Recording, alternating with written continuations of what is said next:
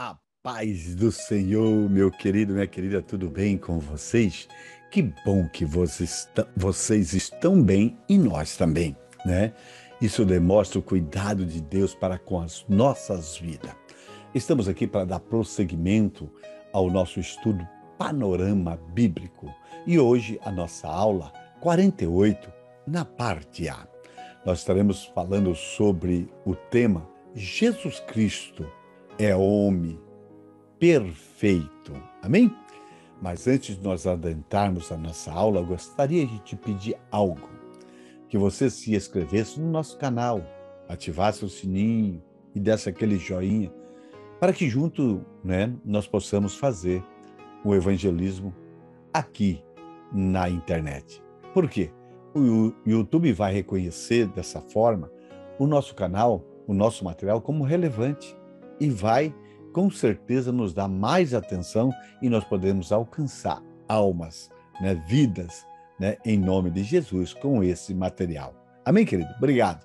Obrigado pela sua força, pelo seu desejo de cooperar conosco nesta obra maravilhosa. Amém?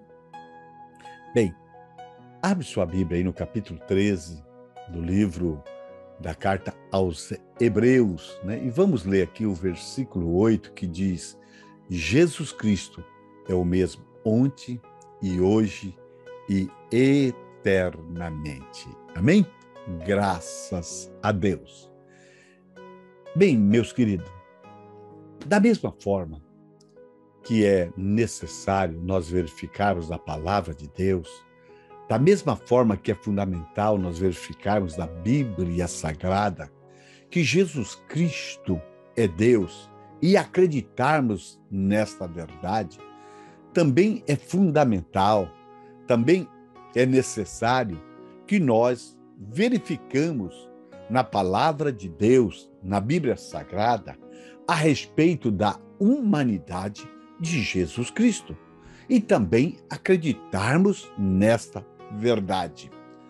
Sabemos que Jesus Cristo foi 100% Deus e foi 100% homem, E que ele atuou nos 3 anos do seu ministério, ou em seu ministério na face da terra, como homem.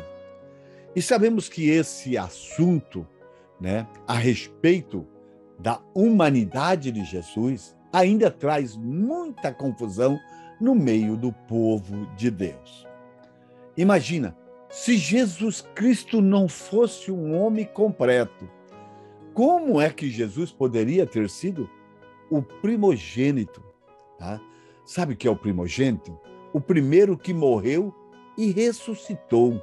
Tá? Porque nós esperamos a sua volta e esperamos, passar pelo mesmo processo dele. Ele foi o primeiro, Se Jesus não fosse um homem completo, como nós poderíamos, ser irmão de Jesus diante de Deus? Se Jesus não fosse, um homem completo, como que nós seríamos, os filhos de uma nova raça, como nós já estudamos? Entenda, querido, que Jesus Cristo é o primogênito desta nova raça, dos eleitos de Deus. Se Jesus não fosse completamente homem, como é que Jesus poderia ter morrido na cruz? Se sabemos que Deus é de eternidade a eternidade e que Deus não morre. Jesus Cristo, Deus não morre. Como que Jesus poderia ter sido a semente da mulher? Como que Jesus poderia ter sido a semente da raça humana? Como que Jesus Cristo poderia ter sido a semente de Abraão? Como que ele poderia ter sido a semente de Davi? Queridos, entendam uma coisa. Jesus foi totalmente homem. Foi 100% homem. Ele venceu como homem, ele ressuscitou como homem e se tornou o nosso mediador. O nosso mediador. Veja que a Bíblia nos informa, no primeiro livro a ser escrito. E veja também, tá, que havia nesse livro um desespero de um mediador. O livro de Jó, né, ele é considerado um dos livros mais antigos, né, pode ter sido escrito, né, antes dos patriarcas ou no tempo dos patriarcas. E nós vemos nesse livro, né, o desespero de Jó, tá, a respeito desse assunto, né? Nós vamos ver no livro de Jó, Jó se questionando, vamos ver Jó desesperado, pois ele começa a olhar para ele mesmo. E aí ele começa a meditar, né? Ao olhar para o seu estado, ele vai ver a sua realidade e ele vai se reconhecer como pó, tá? E esse é o estado que todos nós estávamos. Jó vai dizer, né, no capítulo 9, você vai ver, tá? Que ainda que ele se lavasse com águas da neve, ainda que ele lavasse, né, com sabão, e em algumas versões como com soda cáustica, Deus não vai poder, né, nem olhar para ele, pois ainda ele vai continuar estando sujo, ainda ele vai continuar estando desta forma. Veja o que ele vai dizer no versículo 27 do capítulo 9. Se eu disser, vou esquecer a minha queixa, vou mudar o meu semblante, sorrir, o versículo 8 ele vai dizer, 28, ainda assim me apavoro com todos os meus sofrimentos, pois sei que não me considerarás inocente. No versículo 29, ele vai dizer, uma vez que já fui considerado culpado, por que eu deveria lutar em vão? Olha o versículo 30. Mesmo que eu me lavasse com sabão e limpasse as minhas mãos com sodas de lavadeiras, tá? Olha, essa era o grito de desespero de Jó. Nós vamos ver, tá, que ele tem esse desespero, mas também vamos ver que no capítulo 42, do versículo 5, Jó vai falar, antes eu te conhecia de ouvir falar, mas agora os meus olhos te veem. Desse capítulo 9 ao capítulo 42, tá, algo ocorre no meio que muda a mente de Jó, que muda o falar de Jó. Querido, antes de nós enxergarmos a Deus, temos de nos enxergar. Temos que ver quem nós somos. Caso contrário, né, não enxergaremos a Deus. Primeiro, vem a luz e me ilumina. Depois eu enxergo como eu estou, tá? E entendo que não tenho outro lugar para correr, senão para Deus. E esse é o processo do livro de Jó, né? Do capítulo 2, né? E nós vamos ver que o apóstolo Pedro, ele passa por esse processo, né? No capítulo 6 de São João, quando, né, ele diz para Jesus, para onde iremos? Ou para quem iremos? Se só tu tem a palavra de vida. Então Jó vai gritar no versículo 2 do capítulo 9, bem sei que isso é verdade, mas como pode o mortal ser justo diante de Deus? Ainda que quisesse discutir com Deus, não conseguiria argumentar nem uma vez em 1000. Agora no versículo 32 e 33 ele vai gritar, porque Deus não é homem como eu. E a quem eu respondo, vindo juntamente o juízo? Não há entre nós árbitro que ponha a mão sobre nós ambos. Olha, Jó estava falando, né, dessa forma. Eu sou um pecador e estou aqui nesse plano terreno. Eu sei que existe um Deus que é santo e que está lá nos céus. Jó estava dizendo, eu não posso fazer nada para que eu possa me melhorar diante desse Deus. Eu não posso fazer nada para ser considerado digno, para que eu agrade, para que eu possa ser aceito, para que Deus olhe para mim. Olha o versículo 33, ele grita desesperadamente, não há entre nós árbitro para pôr a mão entre nós ambos. Jó está reconhecendo que tem que haver um mediador entre o ser humano e Deus, entre ele e Deus.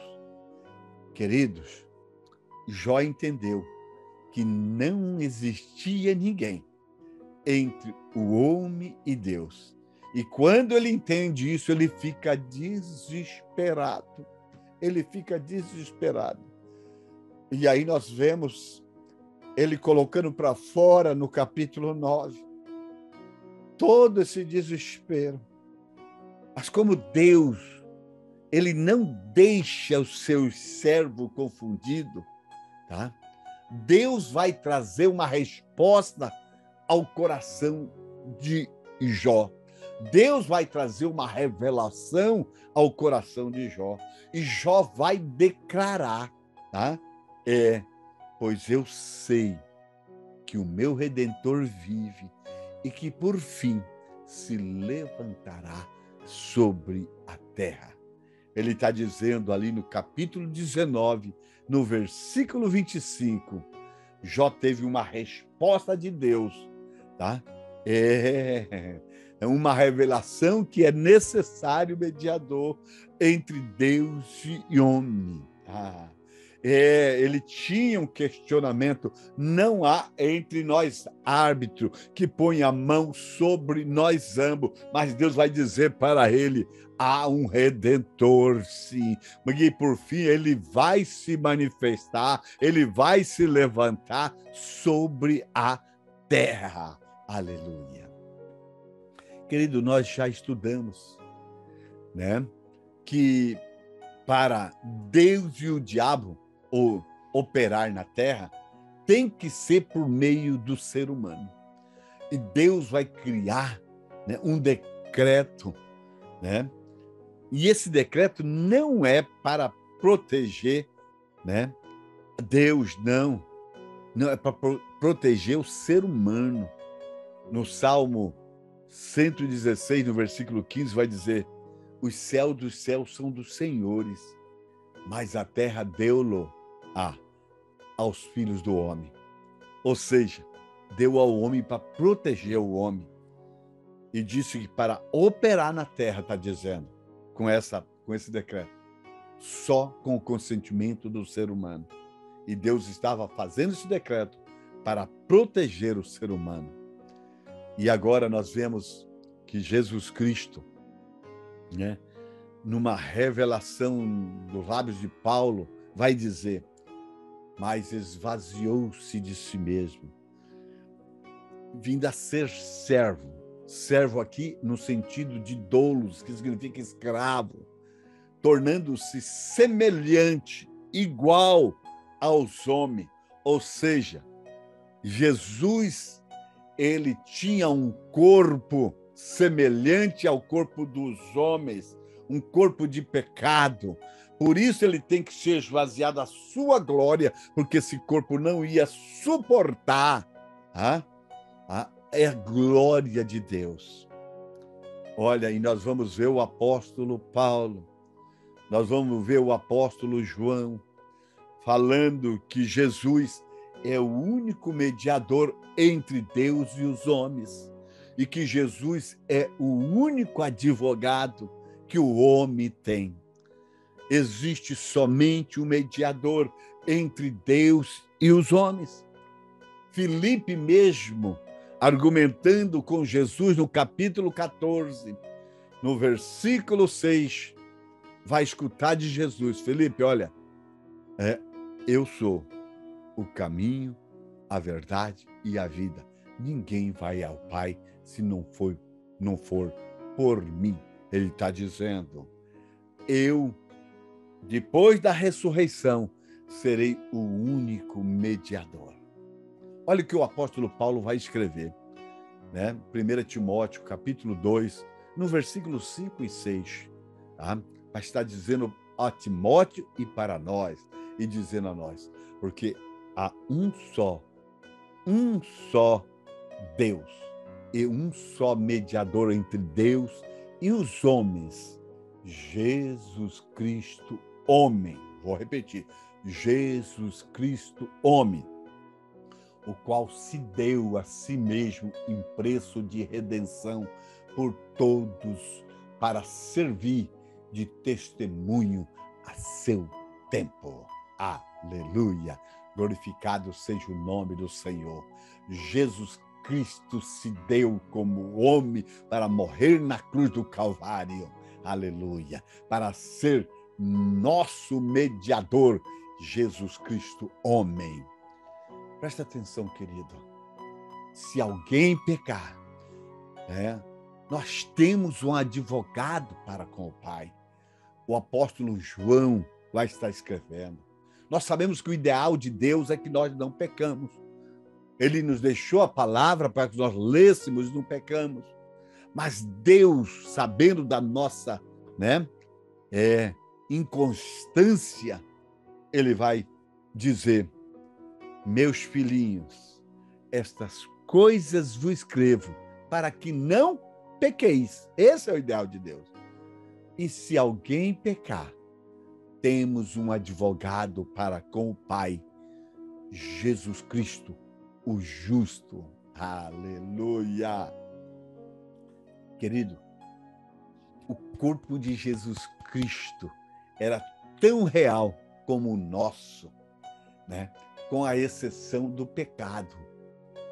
Jesus Cristo, quando esteve na terra, antes da ressurreição, ele manifestou todas as reações, normal que um homem tem.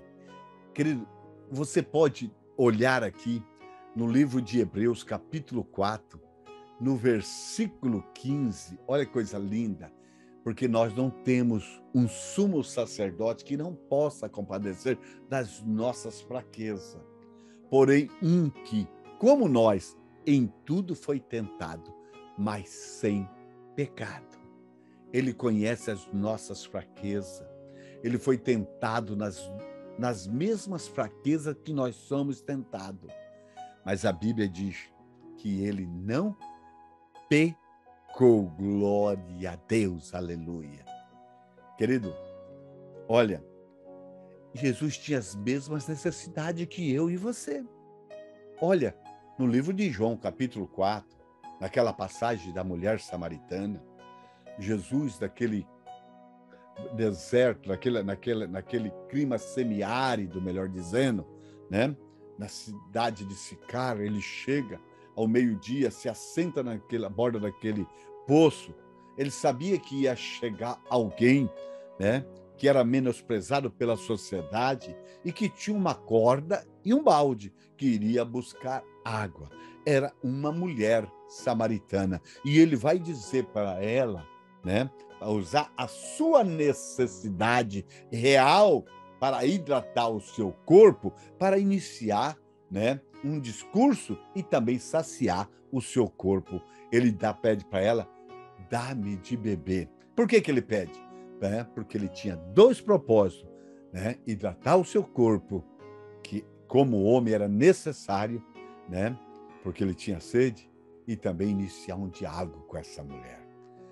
Nós vamos ver Jesus Cristo no livro de Marcos, capítulo 11, quando eles estavam saindo de Betânia, aí no versículo 12, vai dizer que quando ele estava saindo, Jesus teve fome.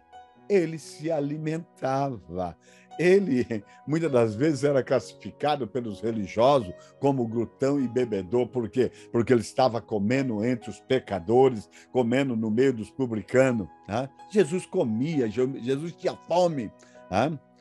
Nós vamos ver em Mateus capítulo 26, o nosso Jesus, no versículo 37, né, falando com Pedro, com João, com Tiago, né, abrindo o seu coração, falando que tinha uma tristeza de morte, que estava angustiado, né? Nós vamos ver em São Lucas capítulo 19, versículo 41, 42, e em João capítulo 11, no versículo 35, Jesus chorando pela cidade de Jerusalém e chorando, né, na situação da morte de Lázaro. Ei, Jesus, ele veio como homem e agiu na terra como homem e realizou os milagres aqui como homem. Não, ele não veio aqui, né? Não, e realizou milagre como Deus. Não. Certa feita, tá? Em Mateus capítulo 12, Jesus vai expulsar o demônio de um gago mudo. E agora os fariseus vão acusar Jesus, do versículo 22 ao 28, né? Tá? Dizendo que Jesus expulsa demônio pelo poder do demônio, Beelzebul por Beelzebul. Mas aí Jesus vai dizer no versículo 28, Jesus declara, olha, eu expulso o demônio pelo dedo de Deus, ou seja, pelo poder do Espírito Santo, Ah? Olha, Jesus fez toda a obra no seu ministério, realizou os milagres pelo poder do Espírito Santo. Nós vamos ver em Lucas capítulo 4, né, no versículo 1, também, né, Isaías capítulo 61, né, Jesus cheio do Espírito Santo, né? Lucas capítulo 4, do versículo 14 ao versículo 22, tá? Jesus cheio do Espírito Santo, porquanto me ungiu para, né, e vai falar a função da unção do Espírito Santo sobre ele, tá? Jesus Cristo atuou aqui na terra sempre como homem. Tudo que Jesus fez, tudo que Jesus realizou foi pelo poder do Espírito Santo. Tá? E o Espírito Santo vive em nós. E hoje nós temos a autorização de Jesus, que no seu nome nós imporemos as mãos sobre os enfermos e os curaremos. Né? No seu nome expulsaremos demônios. Tá? Querido, tá?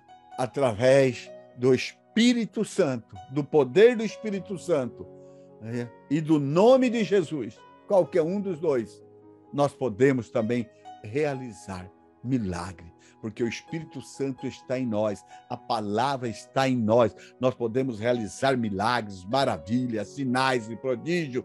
Jesus é o nosso modelo, Jesus é o nosso exemplo, Jesus é o nosso referencial desta nova raça. Ele é o primogênito. Se não fosse assim, a palavra de Deus não poderia jamais declarar. Olha o que Jesus vai dizer quando está nos últimos momentos com os seus discípulos, antes de ser levado, preso, né? Ele vai dizer aos seus discípulos, em São João capítulo 14, versículo 2, aquele que crê em mim fará obras maiores que eu faço. Tá? Olha que Jesus disse, Marcos 16, do versículo 17, os sinais seguirão os que crerem. Olha, queridos, quando nós olhamos para os evangelhos, nós vamos ver que o título que Jesus mais usou para se apresentar e que foi repetido mais de 80 vezes no Novo Testamento, sabe qual é? O Filho do Homem. O Filho do Homem. Jesus usava esse título para dar ênfase à sua humanidade. A Bíblia é muito clara em afirmar, querido, tá? Que Jesus tomou, né, carne e sangue sobre si. Hebreus capítulo 2, 14. E visto como os filhos participaram da carne e do sangue, também ele participou da mesma coisa, para que pela morte aniquilasse o que tinha o império da morte, isto é, o diabo. Assim como eu e você temos corpo, carne, né? Temos sangue, né? Jesus também participou da mesma natureza humana. Olha o que diz 1 João 1,7. Mas se nós andarmos na luz como ele na luz está, nós temos comunhão um com o outro. E o sangue de Jesus Cristo, seu Filho, nos purifica de todo pecado. O sangue derramado do corpo que Jesus teve, tá? Por não ter pecado, ele tinha poder, né, de nos purificar de todo o pecado. Olha, querido, entende uma coisa, tá? Olha o que diz, né, o versículo 4 de 1 João, tá? Ou melhor, 1 João, capítulo 4, versículo 2. Nisto conhecereis o Espírito de Deus. Todo espírito que confessa que Jesus Cristo veio em carne é de Deus. Que está dizendo? Todo espírito que confessa que Jesus viveu como homem, né? Ocupou o seu ministério como homem, morreu como homem, operou como homem, ressuscitou como homem. Esse é de Deus. Jesus era tricotômico. A Bíblia nos mostra isso, né? Olha aí Mateus 26, 12, né? Jesus falando, sendo ungido, ele falando, tá? Ora, derramando ela esse unguento sobre o meu corpo, fê-lo preparando-me para o meu sepultamento. Jesus dando testemunho, né, do seu corpo, né, olha, que é né, das faculdades, né, de Jesus Cristo. Ele era tricotômico. Olha, Jesus possuía uma alma. Olha Jesus dando testemunho de como estava a sua alma. Mateus 26, 38. Então lhe disse, a minha alma está cheia de tristeza até a morte. Ficai aqui e velai comigo. Jesus, ele tinha um espírito. Olha Jesus dando testemunho, ele mesmo, do seu espírito. Mateus capítulo 27, 50. E Jesus clamando outra vez com grande voz, rendeu-se, né, o seu espírito. Jesus é tricotômico. Ele era um espírito que tinha uma alma e possuía um corpo. Aleluia! Você pode glorificar a Deus. Jesus Cristo, ele é o homem perfeito, o homem completo. Aleluia! Em nome de Jesus, glorificado seja o teu nome. Aleluia! Fiquem na paz do Senhor. Amém. Amém.